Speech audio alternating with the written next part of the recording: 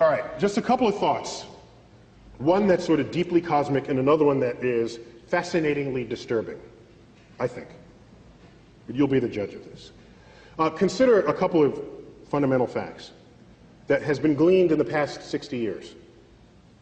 That the ingredients, if you had asked your chemistry teacher 50 years ago, once you looked at that mysterious chart of boxes that sat in front of your class, the periodic table of elements, where did those elements come from? The chemistry teacher would actually not have an answer for you. They'll say, well, you dig them out of the earth. That's not where they come from. It took modern astrophysics to determine the origin of the chemical elements. We observe stars. We know what goes on in their center. They explode, laying bare their contents.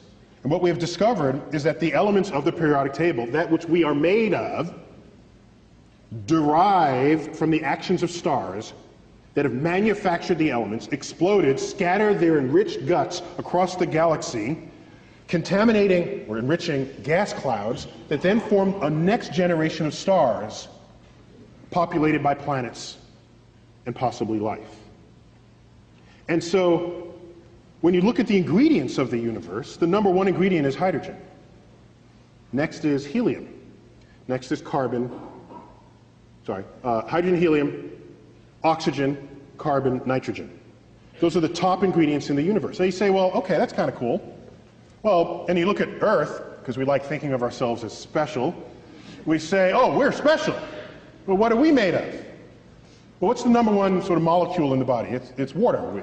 It's water. Well, what's water made of? H2O, hydrogen and oxygen. Hydrogen and oxygen. In fact, if you rank the elements in the human body, with the exception of helium, which is chemically inert, useless to you for any reason other than just to inhale it and sound like Mickey Mouse, you can't die from helium unless that's all you breathe. Number one in the human body is hydrogen. Matches the universe. Number two is oxygen. Matches the universe. Number three, carbon. Matches the universe. Number four, nitrogen. Matches the universe. And for each of us, the fifth element, other, is the same in both places. Okay?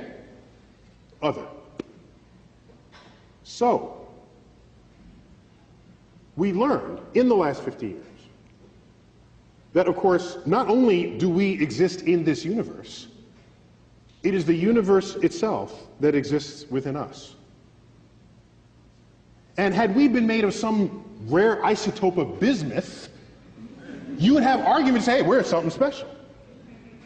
But there are people who are upset by that fact, saying, well, that mean we're not special? Well, I think it's special in another kind of way. Because when you look up at the night sky, it's no longer we're here and that's there. It's that we are part of that. And that association, for me, is actually quite enlightening and ennobling and enriching. In fact, it's almost spiritual, looking up at the night sky and finding a sense of belonging, given what we've learned about the night sky. And so now we have ourselves. Now, are we alone in the universe? We're made of the most common ingredients there are. And our chemistry is based on carbon.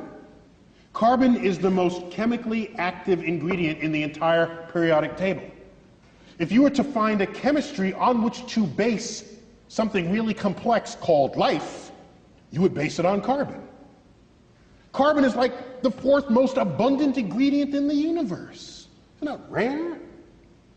You can make more molecules out of carbon than you can all other kinds of molecules combined. So if we ask ourselves, are we alone in the universe? It would be, in spite of my diatribe about UFOs, I tell you in the same breath that it would be inexcusably egocentric to suggest that we are alone in the cosmos. The chemistry is too rich to declare that. The universe too vast. There are more stars in the universe than grains of sand in all the beaches of the world.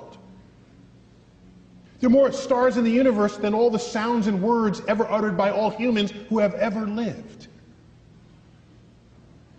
To say we're alone in the universe. No, we haven't found life outside of Earth yet. We're looking, haven't looked very far yet. Galaxy's this big, we looked about that far. But we're looking. And how about life on Earth? How is it hard to form? Just because we don't know how to do it in the lab doesn't mean nature had problems. So it may be, given that information, that given the right ingredients, which are everywhere, life may be inevitable, an inevitable consequence of complex chemistry. If that's the case, we look around our own solar system, we look at Mars. All the evidence suggests that Mars was once a wet, fertile place, an oasis. There are dried riverbeds and floodplains and river deltas and meandering rivers. It's all bone dry now. Something bad happened on Mars. Some knobs got turned in its environment that left it the way it is right now. Some bad knobs got turned on Venus, too. Runaway greenhouse effect. You saw the clip on that. 900 degrees Fahrenheit on Venus. Some knobs got turned there, too. People say, why spend money up there when we spend it? Because up there we might learn about down here, okay? I don't want a runaway greenhouse effect here. Venus is the best example in the solar system of a planet gone bad. Let's learn about that first.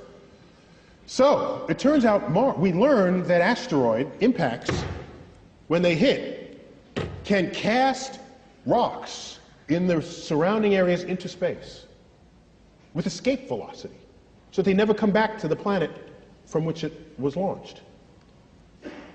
If Mars was wet and fertile before Earth was, as all evidence suggests, and if Mars had life before Earth had life, it is possible for there to have been bacterial stowaways in the nooks and crannies of the rocks that were cast into space.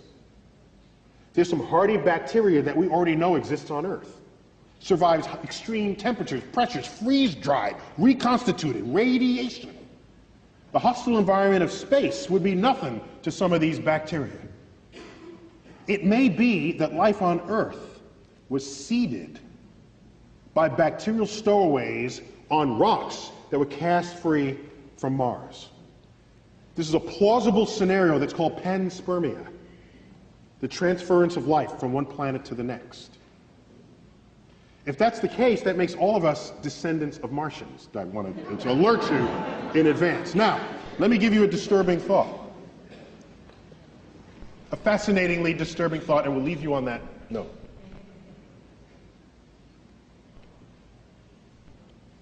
If you look at our closest genetic relative to human beings, it would be the chimpanzee. We share like 98+% identical DNA. We are smarter than a chimpanzee. So let's invent a measure of intelligence that make humans unique. Let's say intelligence is your ability to compose poetry, symphonies, do art, math, and science, let's say, okay? Let's make that as the arbitrary definition of intelligence for the moment. Chimps can't do any of that. Yet we share 98, 99% identical DNA. Okay? The most brilliant chimp there ever was maybe can do a little bit of sign language. Well, our toddlers can do that. Toddlers. So, here's what concerns me deeply. Deeply. Everything that we are that distinguishes us from chimps emerges from that 1% difference in DNA. It has to, because that's the difference. The Hubble telescope, that's in that 1%. Maybe everything that we are that is not the chimp is not as smart compared to the chimp as we tell ourselves it is.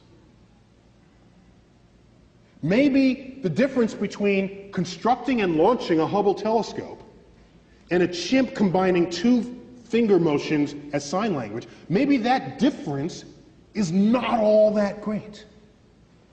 We tell ourselves it is, just the same way we label our books optical illusions. We tell ourselves it's a lot. Maybe it's almost nothing. How would we decide that? Imagine another life form that's 1% different from us in the direction that we are different from the chimp. Think about that. We got 1% difference and we're building the Hubble telescope. Go another 1%. What are we to they? We would be drooling, blithering idiots in their presence. That's what we would be. They would take Stephen Hawking and roll him in front of their primate researchers and say, well, this one is like the most brilliant among them because he can do sort of astrophysics in his head. Oh, isn't that cute? Little Johnny can do that too. Oh, that's so nice. Oh, in fact, Johnny just did that. Let me get it. It's on the refrigerator door. Here he is. He did it in his elementary school class. Think about how smart they would be. Quantum mechanics would be intuitive to their toddlers. Whole symphonies would be written by their children, and like I said, just put up on the refrigerator door the way our pasta collages are on our refrigerator doors. So the notion that we're going to find some intelligent life and have a conversation with it? When was the last time you stopped to have a conversation with a worm? Or bird? Well, you might have had a conversation, but I don't think you expected an answer, all right? So, we don't have conversations with any other species on Earth with whom we have DNA in common. To believe that some intelligent other species is going to be interested in us enough to have a conversation? They'll look at our Hubble telescope and say, oh, isn't that quaint? Look at what they're doing. So I lay awake at nights wondering whether simply we as a species are simply too stupid to figure out the universe that we're investigating. And maybe we need some other species, 1% smarter than we are, for which string theory would be intuitive, for which all the greatest mysteries of the universe, from dark matter, dark energy, the origins of life, and all the frontiers of our thought would be something that they would just self-intuit. I'm jealous of that possibility because I want to be around for those discoveries. Thank you all.